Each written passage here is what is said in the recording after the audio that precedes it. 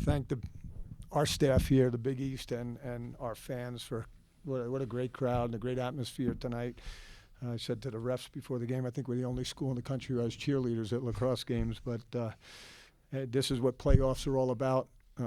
Congratulations to Providence. They they gave us all they could handle. They were quick and strong and just played a great, clean, hard lacrosse game. And we feel good about moving on to the next game. Questions from the student athletes first? Both of you, what did you think when they came back to get the 4-4? What happened after that? We knew they were going to come out and play us tough. They came back last game, so we were ready for it, and we just knew we had to keep going and keep getting good possessions on O, and they would start falling. Yeah, like Connor said, they're playing for a lot. They're playing for probably towards the end of their season. A lot of their seniors, this is looking at the end of their season, so they had a lot on the line. So we knew they were going to come out hard. They came out hard the first time, and just had to keep playing through it. With Providence trying to make ground balls on the faceoffs more 50-50, what strategies were you thinking about to try to tilt the scales back in your favor? Well, the wing play was amazing. Chris and Sean Mail for most of them. The both of them, they were so good off the wings.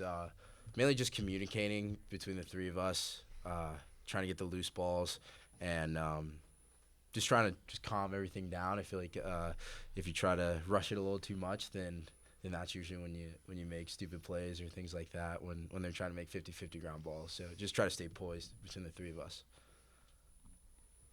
Okay, you've had several minutes to enjoy this. What about Marquette? We're excited, we play. It's good to go into a game that you just played them a week ago, so we're kind of fresh in our minds, and I think we can do more than we did last week. So a good place to improve. Yeah, we obviously know them. We played them last week, so we're going to come out well prepared and know what they do. And they're a good team. They're going to play us tough, and we're ready for Saturday and ready for the challenge. Any other questions for the student athletes? Kind of going off of that, you guys just played Marquette. Are there any things that you guys took away from that game that you feel you can better capitalize on in this matchup? I think we just got to play smarter. That's what we've been trying to do all year, and just limit the amount of mistakes that we make. So especially going into the playoffs, we're looking to peak at the right time.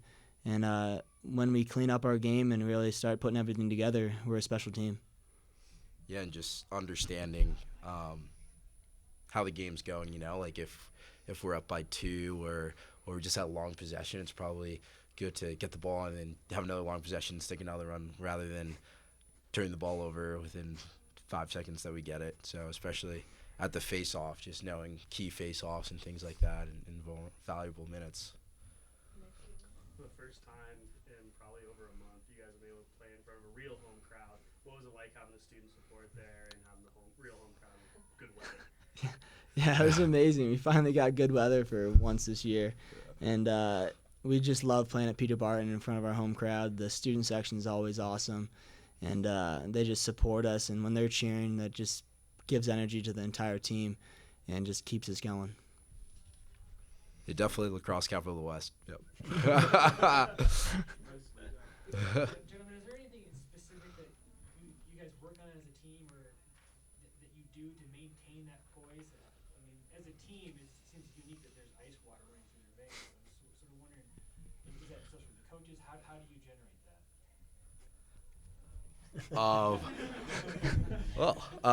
I'd say we all encourage each other. I feel like we do a really good job at when one of us messes up or something like that. We all come together and bring each other up, rather than when we mess up or say we make a stupid play or something goes wrong. Instead of pointing the finger, we look to just kind of say, get the next one, and when you're focusing on the next one, you stay calm. It's when you start thinking about the previous ones and you're like, oh my God, we messed up, and you get a little shaky. So Coach Journey talks about the 3 championships already won one of the three. Does Saturday's game being second championship change anything? No, it's just the next game, and that's the most important game. We're really excited for Saturday, and it's one of our goals to win the Big East championship. So it's finally here, and we've been looking for it all year, and we're excited to go out and play the game. Okay, guys. You guys can go back to locker. Thanks, guys. Can we have a photo with you guys? Yeah. All three Should of you. we sit down? Or? No, stand up. Absolutely. Thank you, sir. No problem. Perfect. Thanks, guys. Yeah. Yeah, we're good, dude. Questions for Coach Tierney? Good. See ya. What did you do after it was 4-4 to turn it into a rout? You know, we played this team 2 weeks ago. It was the first quarter was exactly the same. We jumped up 3-0. They came back 3-2. They made it. It was a little different. They made it 5-5. We got up 6-5, and then second half we played well. This one, those last 5 minutes or so of the second quarter, kind of put our game together and got that 9-4 halftime lead. And as Trev said, these guys do a great job. They do a great job supporting each other. I've got three amazing assistant coaches that stay poised and really figure the game out. And they just kind of tell them what they need to do, and they're a good job listening. Matt Brown had our offense really prepared for the zone defense tonight, and that's all we practiced all week. And I thought it really showed. I thought our ball movement was really good. We finally got some goals from the inside, and that's gonna carry us well for the rest of the year. Have you detected any time during the season of lack of focus or opposite end being uptight because of the success? Yeah, there's lack of focus every day. I mean, there was lack of focus today when, Connor takes a bad shot at 3-0. Trevor tries to squeeze one into Jack Bobsey at 3-0. And it, we continue to work on that. We had 7 penalties tonight. That's not going to help us as we move forward. Some of the penalties just weren't very smart. I mean, once in a while you have a hold penalty or you're aggressive and it happens. That's okay. But when you make penalties out in the middle of the field, we got to continue to work on that. I think what I forget sometimes and what we forget as a team is we graduated 8 seniors and 7 of them were starters, and we've replaced them with 5 freshmen and 2 sophomores. So pretty proud of this group. But they're going to continue to make mistakes, last game, Alex was great in the goal. He had 14 or 15 saves. Tonight, I think he had 5, So the score looked similar, but the games were a little different. But I thought our offense tonight really came to play. Flip side of that, the offense giving you the substantial lead in the second half, allowing you to rest some guys. How big a difference does that make? We'll find out on Saturday. Certainly when we got to that fourth quarter, putting the second attack in, stopping running our first midfield, taking Trevor out after a couple in the third, getting Alex 10 minutes rest. You hope it can pay great dividends. It's only a day. It's kind of like the Final Four where we have to do a week of practice tomorrow in an hour, but we played this team last week, so it's not like it's somebody we never played or somebody that we played back in February. So, we know Coach Amplo is going to have that group ready. We were up 12-6 going into the fourth quarter against Marquette the other day, and they made it a game from that point on. So we know what we're in for. It is good to rest guys. I think even if somebody could monitor physically what the difference is if they played the fourth or not. It's probably minuscule, but in their minds it's a lot. And they love watching the other guys get in, and that's really important. Your coaching counterpart suggested that Trevor was the best at his specialty in the country, if not the world. Did he overstate that? No, he understated it. Maybe the universe. He's just a special young man. You can see when you talk to him. This isn't just about a face-off guy. This is about a really, really special person that he was 21 of 28 or something like that today, and all he's thinking about right now is how did I lose those 7? How did I not help the team tonight? And he's just an amazing young man, and we're blessed to have him. That's for sure. Phil,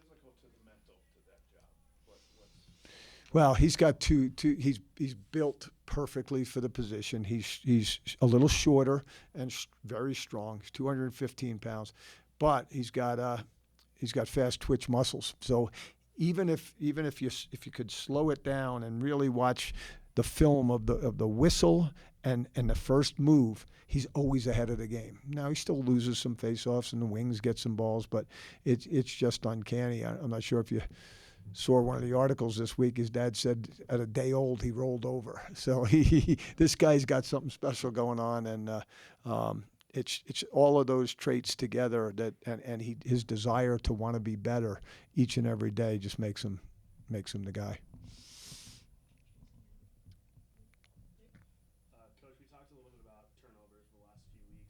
It seems that when the starters were on the field tonight, turnovers were really cut down on. Talk about that improvement, what the focus was, if there was one, on turnovers this season. Well, definitely. And you get this time of the year, Matt Brown talked about quality possessions this week. And sometimes when a team plays a zone like that, you get a little antsy. You think you can squeeze one in there. And I thought, even though Connor wasn't scoring early, which kind of gets him a little nervous, not that he's selfish and needs his points, it's just what he does. He played really poised tonight. I thought he and Tyler Pace, Zach Miller, this was his best game of the year by far. And when those guys start playing the way they're capable of playing, Connor Donahue, Jack Bobsey, I think probably only had one turnover tonight. Last game he had a bunch. When you can win faceoffs, not turn over, and score, 17 or 18 goals, you're going to win most of the time. Coach, can you talk a little bit about Connor's ride game? It seems he's one of the best riding attackmen in college sports right now. Yeah, no question. He's so fast and explosive, and what you don't know about Connor is he's really strong for a smaller guy. So when he gets that check in, he's able to pull it down. But he can literally he and Jack can kind of cover between the two of them could cover three guys, and so you're seeing a lot of action from those guys. I thought tonight there were a couple of times we lost the ball, but we were really tenacious and ended up getting it back. And those are huge changes of momentum. The other team says, we stopped them, we've got it. We got to play defense again, and that's huge. And the riding game from Connor is the callous, that just starts the whole game. Thank you, everybody.